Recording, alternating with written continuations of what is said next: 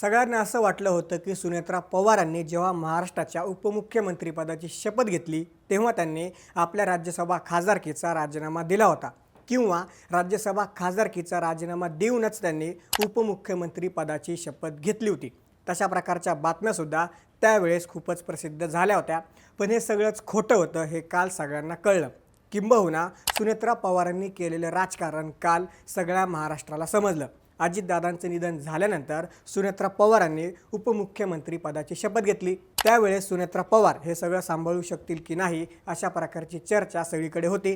पण काल त्यांनी आपल्या राज्यसभा खासदारकीचा राजीनामा दिला. तोपर्यंत सगळ्यांना असं वाटत होतं की सुनेत्रा पवारांनी आधीच राजीनामा दिलेला आहे. मागच्याच महिन्यात महाराष्ट्रातील रिक्त झालेल्या राज्यसभेच्या जागांवर निवडणूक पार पडली. यात पार्थ पवार राष्ट्रवादी अजित पवार गटाकडून राज्यसभेवर गेले. त्यावेळेसुद्धा असं वाटत होतं की पार्थ पवार सुनेत्रा पवारांच्या जागेवरच राज्यसभेवर गेले आहेत. पण असं काहीही नाही आहे. पार्थ पवार हे नियमित रिक्त झालेल्या जागेवर राज्यसभेवर गेलेले आहेत. त्यांचा कार्यकाळ हा 2032 पर्यंत राहणार आहे. सुनेत्रा पवार या 2024मध्ये राज्यसभेवर गेलेल्या आहेत. 2024ची लोकसभा निवडणूक त्यांनी बारामती लोकसभा मतदारसंघातून लढवली. पण शरद पवार गटाच्या सुप्रिया सुळे यांच्याकडून त्यांचा पराभव झाला. पुढे अजित पवार गटाने त्यांना 18 जून 2024ला त्यांना राज्यसभेवर पाठवलं. पण दुर्दैवानं 28 जानेवारीला उपमुख्यमंत्री अजित पवारांचं विमान अपघातात निधन झालं. पुढे सुनेत्रा पवारांनी राज्याच्या उपमुख्यमंत्री पदाची शपथ आणि पुढे काही काळाने त्या राष्ट्रवादीच्या राष्ट्रीय अध्यक्ष झाल्या. अजित पवारांचे निधन झाल्यामुळं बारामतीत विधानसभेची पोटनिवडणूक लागली. 4 मेला निकाल जाहीर झाले. यात सुनेत्रा पवारांनी विक्रमी मताधिक्यांनी विजय मिळवला. आता सुनेत्रा पवार आमदार झाल्यामुळं त्यांच्याकडे 2 पदे झाली. एक राज्यसभा खासदारकी आणि एक विधानसभेची आमदारकी. नियमानुसार जर तुमच्याकडं 2 सभागृहाचं प्रतिनिधित्व असेल तर 14 दिवसांच्या आत तुम्हाला एका पदाचा राजीनामा द्यावा लागतो. आता साहजिकच सुनेत्रा पवार उपमुख्यमंत्री असल्यामुळं त्यांनी राज्यसभेच्या खासदारकीचा राजीनामा दिला.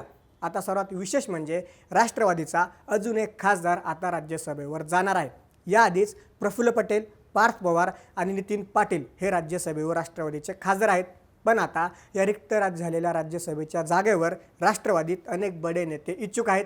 यात राज्याचे नेते व अन्न व नागरी पुरवठा मंत्री छगन भुजबळ, ठाण्याचे माजी खासदार आनंद परांजपे, माजी मंत्री नवाब मलिक, अविनाश आदिक आणि भाजप नेते व माजी खासदार संजय काकडे यांचे चिरंजीव विक्रम काकडे यांची नावं चर्चेत आहेत. यामध्ये अनेक असे नेते आहेत जे नुकतीच झालेल्या विधान परिषद निवडणुकीसाठी इच्छुक होते. पण विधान परिषदेवर त्यांना संधी न मिळाल्यानं हे नेते पुन्हा आता राज्यसभेवर जाण्यास इच्छुक आहेत.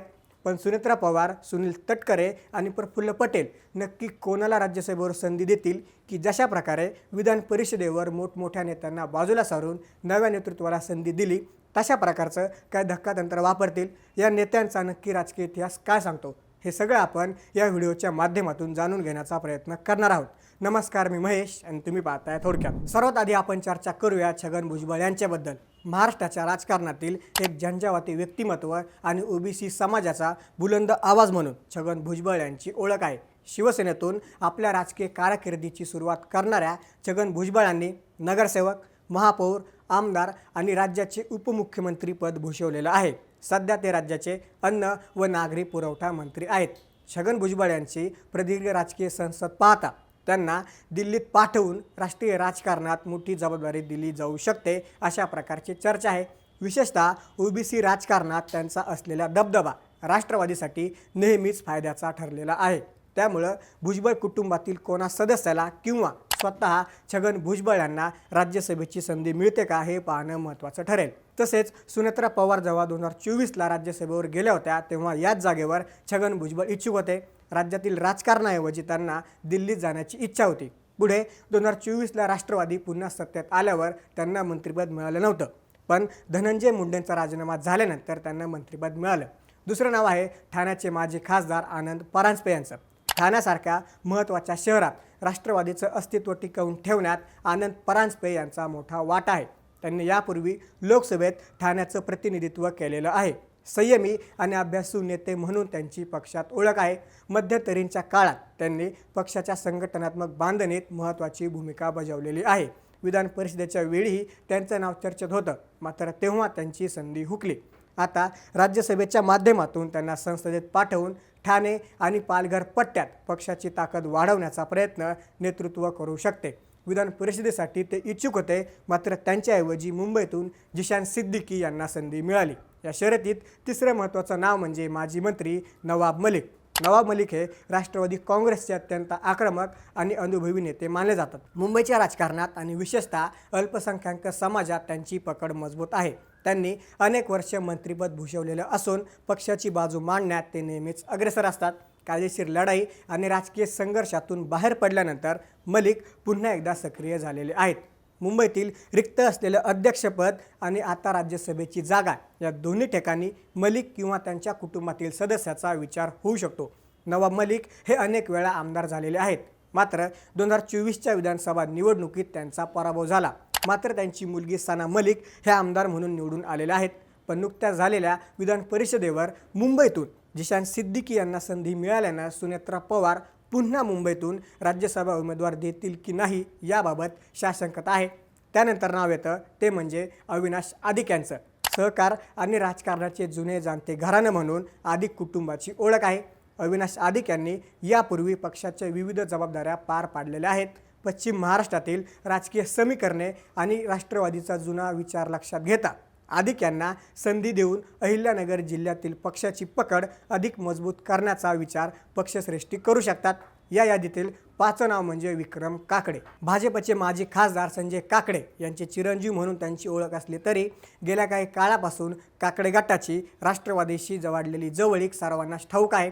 संजय काकडे यांचा पुण्याच्या राजकारणातील अनुभव आणि त्यांची सोशल इंजिनिअरिंगची पद्धत राष्ट्रवादीला फायद्याची ठरू शकते. त्यामुळेच विक्रम काकडे यांच्या रूपानं एका तरुण चेहऱ्याला संधी देऊन राष्ट्रवादी पुणे आणि पश्चिम महाराष्ट्रात नवीन समीकरणे मांडण्याच्या तयारीत असल्याचंही शक्यता नाकारता येत नाही. विक्रम काकडे हे अजितदादांचे विश्वासू मानले जायचे, तसेच खासदार पार्थ पवार यांचे ते मित्र मानले जातात.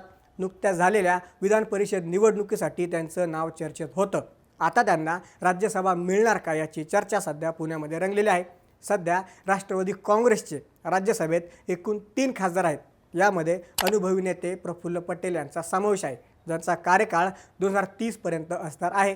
पश्चिम महाराष्ट्रातील सहकार क्षेत्रातील मोठं नाव असलेले नितीन काका पाटील 2028 पर्यंत राज्यसभेत पक्षाचे प्रतिनिधित्व करत आहेत.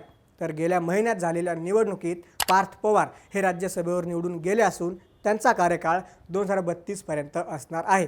आता सुनेत्रा पवारांच्या राजीनाम्यामुळे रिक्त झालेल्या जागेवर जो कोणी जाईल तो पक्षाचा 4था खासदार ठरणार आहे.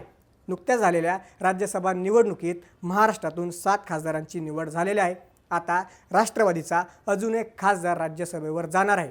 यात उपमुख्यमंत्री सुनेत्रा पवार, प्रदेशाध्यक्ष सुनील तटकरे, कार्याध्यक्ष प्रफुल्ल पटेल नक्की कोणाला संधी देतात याकडे राज्याचं लक्ष लागलेलं आहे. तुम्हाला काय वाटतं, नक्की कोणाला संधी मिळेल? आम्हाला कमेंट्समध्ये नक्की सांगा. जशाच राजकीय घडामोडी जाणून घेण्यासाठी थोडक्यातला नक्की सबस्क्राईब करा.